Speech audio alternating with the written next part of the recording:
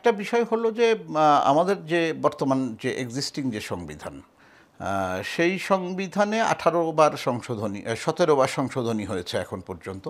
এই 17 বার সংশোধনীর ফলে আপনার সংবিধান যে চেহারা লাভ করেছে সেই চেহারার মধ্যে দিয়ে বা সেই সংবিধান দিয়ে আপনি চাইলেই কোনো একজন ব্যক্তিকে ফ্যাসিবাদী চেহারাতে নিয়ে আসতে পারেন বা সর্বময় ক্ষমতার অধিকারী হিসাবে নিয়ে আসতে পারেন। সেটা এই সাংবিধানিক কাঠামোর মধ্যে এই 17 বার সংশোধনীর ফলে এইরকম একটা অবস্থায় দাঁড়িয়েছে, এটা সত্যি।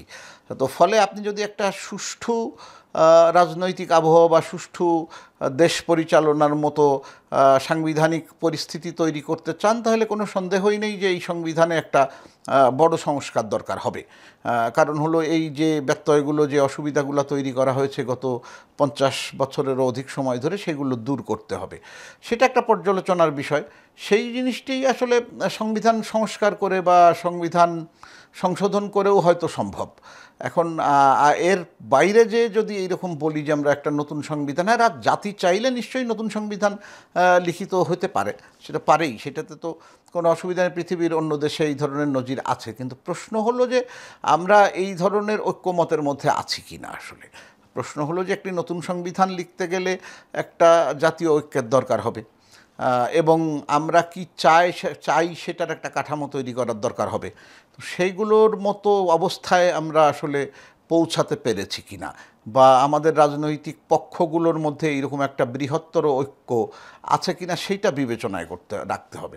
যদি সেই রকম জায়গায় আমরা না থাকি, যে আমরা একটা নতুন সংবিধান লেখার মতো জাতীয় ঐক্যের মধ্যে বা আপনার আমাদের রাজনৈতিক পরিমণ্ডলে যারা আছেন মূল স্টেক হোল্ডাররা, তারা একমত যদি না হয়ে থাকেন ব্যাপারগুলোতে, তাহলে একটা আশঙ্কা তো তৈরি হয় যে আপনি এই সংবিধান বাতিল করে দিয়ে নতুন সংবিধান যদি ঐক্যমতের ভিত্তিতে করতে আমরা ব্যর্থ হই, তাহলে যে জটিলতা তৈরি হবে, আমরা আসলে সেইটা থেকে বেরিয়ে যাওয়ার মতো কোনো উপায় বা বিষয় আমরা চিন্তা করে রেখেছি কিনা। সুতরাং আমাদেরকে মনে রাখতে হবে যে বর্তমান সংবিধান সংস্কার আমাদের জন্য জরুরি, এটা একেবারেই খুবই সত্যি।